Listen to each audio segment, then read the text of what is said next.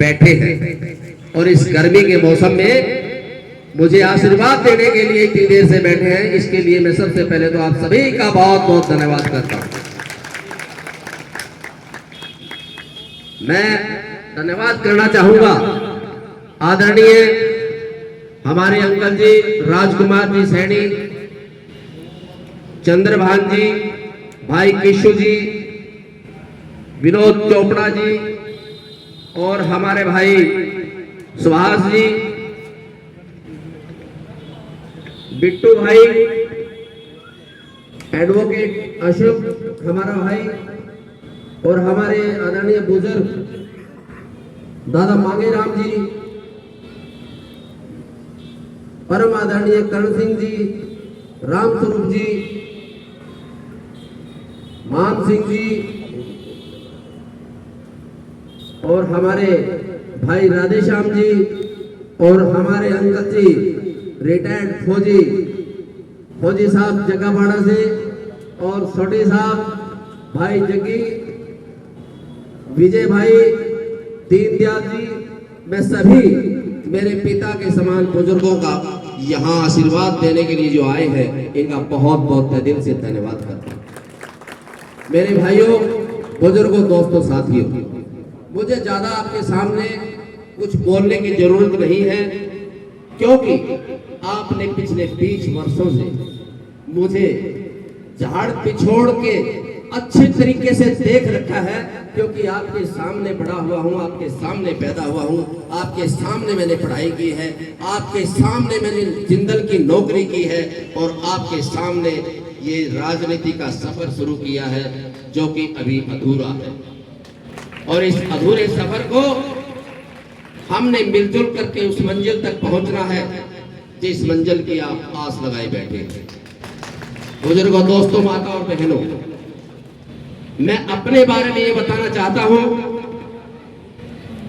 कि मैंने जब अपना कैरियर शुरू किया तो जिंदल इलेक्ट्रोकास्टिंग प्राइवेट लिमिटेड हिसार से अपना कैरियर शुरू किया और मैंने लगभग 14 बरस उस जिंदल की नौकरी की, जिसमें कि मुझे बड़ा सम्मान मिला और आज भी जिंदल परिवार के साथ आपके भाई के वो इतने बढ़िया संबंध है कि अगर कोई हिसार का काम हो तो दिल्ली से फोन उनका मेरे पास आएगा। कोई लाइसेंस रिन्यू करवाना है, मेरे जो बॉस होते थे श्री प्रदीप कुमार जी जिंदल, वो आज भी मेरे को फोन करके भेजते हैं हिसार। उनका हाउस टैक्स, पानी का बिल, बिजली का बिल अगर कोई पेंडिंग हो तो मुझे आदेश करते हैं और मैं जाके करता हूँ। आज भी इतना मेरा उनका रिलेशन है, प्यार है। 14 साल उनके साथ रहा हूँ और उसके बाद जब 2005 में इस राजनीति में कदम उठा, इस राजनीति में कदम रखा, तो आप लोगों ने मेरे सर पर ऐसा हाथ रखा कि मैं बिना किसी विरोध के, यानी कि निर्विरोध पार्षद बना। 5 साल के बाद ये प्रक्रिया है कि दोबारा इलेक्शन आता है। 5 साल के बाद दोबारा इलेक्शन आया, आप लोगों ने इस हांसे शहर के अंदर सबसे ज्यादा वोटों से जिता करके मुझे भेजा। ये आपका एहसान मैं और मेरा परिवार जिंदगी भर कभी भुला नहीं पाएंगे। मेरे पिताजी बिजली बोर्ड के अंदर सेवादार की नौकरी करते थे। ये बातें बताने में मुझे कोई गुरेज नहीं है, क्योंकि मैं असलियत पर धरातल पर जीता हूँ। लोग झूठ बोलते रहते हैं, लेकिन मैं अपने दिल से, मन से, कर्म से किसी किस्म की झूठ बोल करके आगे बढ़ना नहीं चाहता। ऐसी तरक्की मुझे नहीं चाहिए जो कि झूठ बोल करके मिले और किसी गलत इरादे से, गलत तरीके से मिले। मेरा जैसा स्वभाव है मैं उस स्वभाव को उसी प्रकार से बना करके रखूंगा और मेहनत से, आपके प्यार से और मेहनत से मैं यहाँ पर पहुंचा हूँ।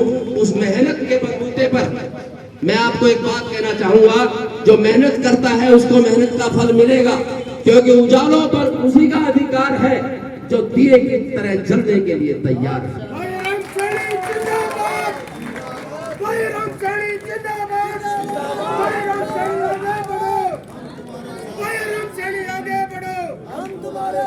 बुजुर्गों, दोस्तों, पिछले दिनों, पिछले महीने की 1 तारीख को मुझे थोड़ी सी तकलीफ हुई और मैं सर्वोदय हॉस्पिटल 10 दिन दाखिल रहा। तो कुछ घटिया राजनीतिज्ञों ने, जो घटिया किस्म के राजनीतिज्ञ हैं, उन्होंने अफवाह उड़ाई कि हरिराम सैनी का एक हाथ और एक पैर नकारा हो गया है, वो अब इलेक्शन नहीं लड़ेगा।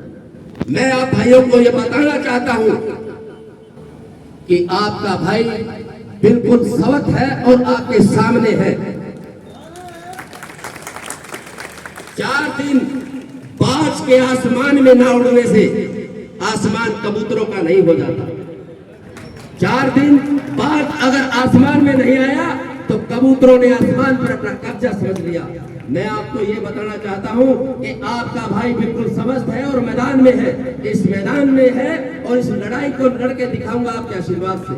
एक दिन चेयरमैन की कुर्सी पर बैठूंगा और आपके आशीर्वाद से और आपके वो काम करके दिखाऊंगा जो पिछले इतिहास में जितने भी चेयरमैन बने हैं कभी किसी ने वो काम नहीं किए हुए।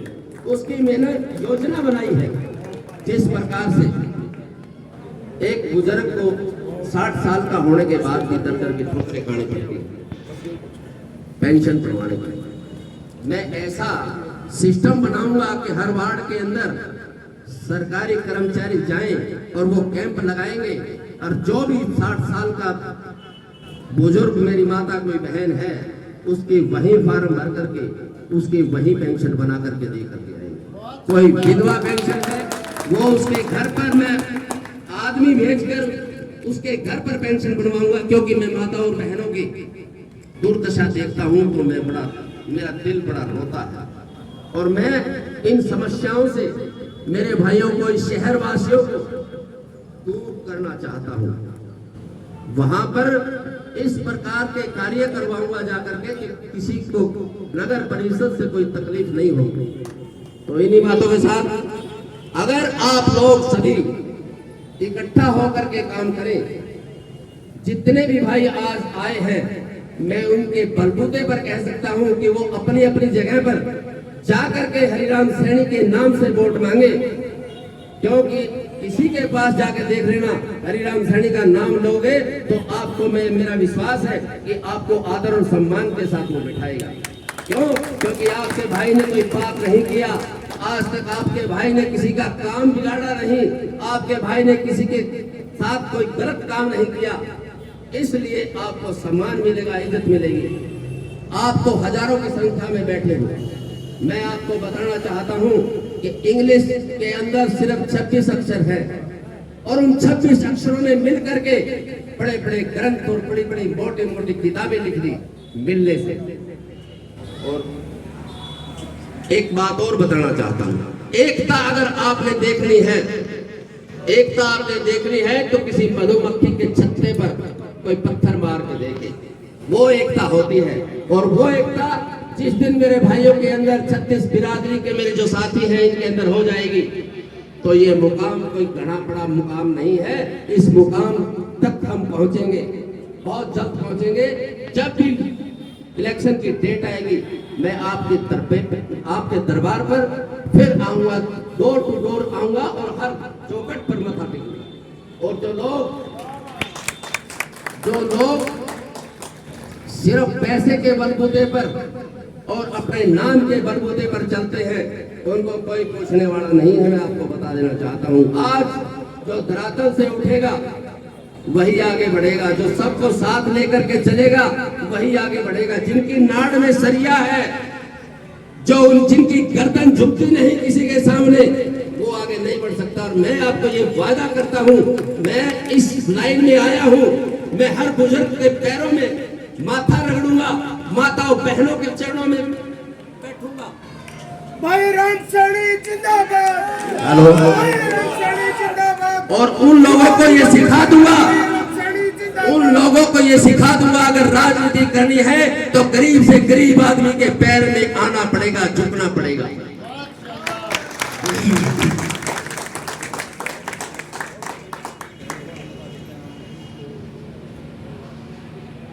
आज लोग महंगाई से कितने परेशान हैं। 415 रुपए का सिलेंडर 970 रुपए का हो गया। 40 रुपए 50 रुपए किलो मिलने वाली दाल 150 रुपए किलो हो, 85 रुपए मिलने वाला सरसों का तेल 190 रुपए किलो हो गया। ये लोग बहुत परेशान हैं। इन बड़े बड़े लोगों को तो कुछ फर्क नहीं पड़ता, लेकिन हम जमीन से जुड़े हैं, गरीब परिवार में पैदा हुए हैं, इसलिए इन समस्याओं को जानते हैं। जो गरीब लोग हैं वो किस प्रकार से अपना गुजर बसर कर रहे हैं। बहुत बड़ी बात है कि ये सरकार गरीबों की तरफ कोई ध्यान नहीं दे रही। ये सिर्फ लाइन में लगाए हुए हैं, ऑनलाइन लाइन में लगे रहो। महंगाई, आज तक इतनी महंगाई कभी भी किसी भी सरकार में नहीं आई। आप पेट्रोल और डीजल के रेट देख लीजिए, 40-45 रुपए से और 85 रुपए, 90 रुपए, 95 रुपए। कोई भी व्यक्ति अब मेरे ख्याल में ये गाड़ियां तो अपने गैराज में रख देगा, खड़ी कर देगा या कबाड़ी के पास बेच देगा और अपनी दोबारा से वही साइकिल उठानी पड़ेगी।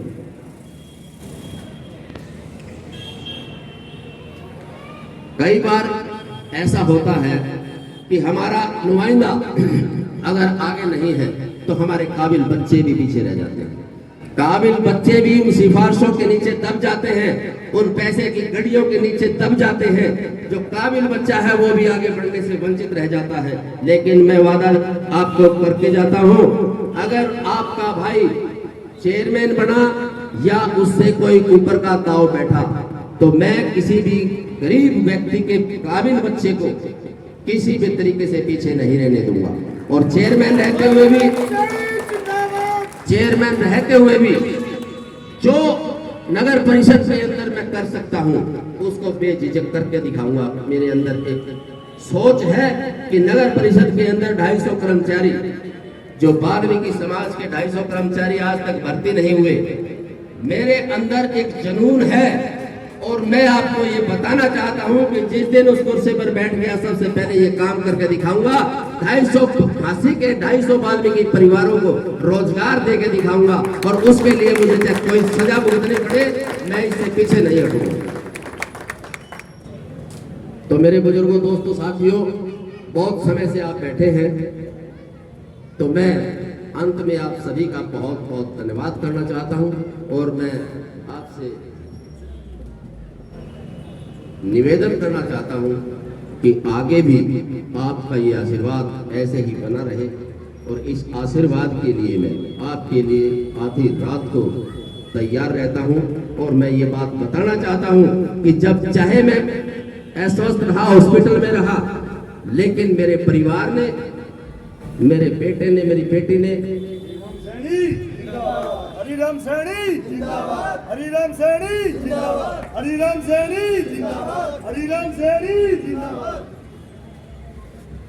मेरे बच्चों ने कभी आपको ये शिकायत नहीं की होगी कि पापा जी तो बीमार हैं, वो काम नहीं कर सकते। तुरंत मेरे पास आते हैं और बीमार होने के बावजूद मैं जनता के बीच में रहा हूं। और अंत में भी मैं आखिरी दिन तक, जब तक इस शरीर के अंदर प्राण है और मेरे रगों में खून की एक भी बूंद है, जब तक आपके काम करता रहूंगा। चाहे काम करते करते मैं मर जाऊं, लेकिन वैसे निकलने वाला नहीं हूं। किसी बात से घबराने वाला नहीं, किसी बात से टूटने वाला नहीं, किसी बात से पीछे हटने वाला नहीं, क्योंकि मेरे पास हजारों युवाओं की ये जो शक्ति है, ये मेरी बैटरी को एनर्जी देती है, चार्जिंग करती है। और ये युवाओं की शक्ति जिस भी साथी के साथ खड़ी हो उसको कोई छोड़ नहीं सकता, उसको कोई हरा नहीं सकता। और मैं आपको एक बात और बताना चाहता हूँ, युवा साथी हो, चाहे बुजुर्ग हो, चाहे मेरी माता हो, चाहे मेरी बहन हो, जिसने भी हरिराम सैनी को नजदीक से देखा है, नजदीक से जाना है, कभी मुझे छोड़ करके नहीं गया। ये मेरे आप लोगों का और मैं मेरे ईश्वर का बहुत बहुत शुक्रिया अदा करता हूं कि इन 15 सालों में कोई छोड़ करके नहीं गया। क्यों? क्योंकि सच्चा हूं, ईमानदार हूं, कभी किसी के साथ, कभी किसी का धोखा किसी के साथ करना सीखा नहीं। क्योंकि हमारे पिताजी ने, श्री तेलूराम जी हमारे पिताजी जो थे, उन्होंने हमें एक ही बात पढ़ाया था कि बेटा ईमानदारी से काम करना। और उनके सपनों को साकार करूंगा जब तक रहूंगा, इसी प्रकार से रहूंगा जिस प्रकार से आपने हरिराम सैनी को देखा है। और बीमारी सिमारी आती रहती है।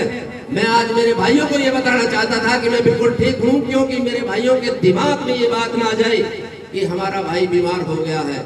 लेकिन मेरे भाइयों, आपका भाई आपके सामने खड़ा है।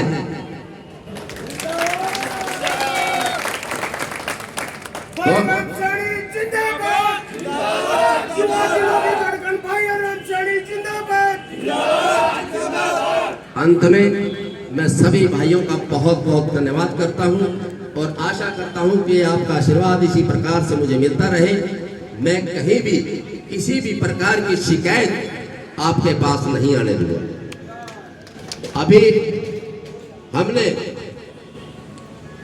अभी हमने 3 इलेक्शन लड़े हैं, एमएलए का इलेक्शन भी लड़ा है, लेकिन हमारी मंजिल अभी इस मंजिल से हम संतुष्ट नहीं है। इस मंजिल से संतुष्ट नहीं है। दूसरी जो मंजिल है वो हमने पानी है, और किसी भी तरीके से पानी है। आपके प्यार के बलबूते पर उस मंजिल को पाएंगे। लोग तरह तरह का प्रलोभन देने के लिए आएंगे। आप लोगों को सिर्फ ये बात देखनी है कि पैसा एक बार लेकर के, शराब एक बार पी करके फिर हम कहाँ खड़े हैं। कोई नगर परिषद में मेरे इन भाइयों को घुसने तक नहीं देता, मुझे बड़ी पीड़ा होती है। लेकिन आपका भाई जब नगर परिषद की इस मेन कुर्सी पर बैठेगा तो आपको कोई रोकने वाला नहीं होगा। आप सीधे अंदर जाएंगे और आपके काम वही टेबल पर बैठे बैठे होंगे। जीवन में अंत में मैं आपको बताना चाहता हूं कि जीवन में असली उड़ान अभी बाकी है। हमारे इरादों का इम्तिहान अभी बाकी है। अभी तो नापी है बस मुट्ठी भर जमीन, अभी तो सारा आसमान बाकी है। जय हिंद, जय भारत, जय हिंद। भारत माता की, भारत माता की। सभी भाइयों का, बुजुर्गों का, माताओं का, बहनों का इतना समय देने के लिए बहुत बहुत धन्यवाद। और मैं सभी भाइयों से, माताओं बहनों से प्रार्थना करना चाहूंगा कि चाहे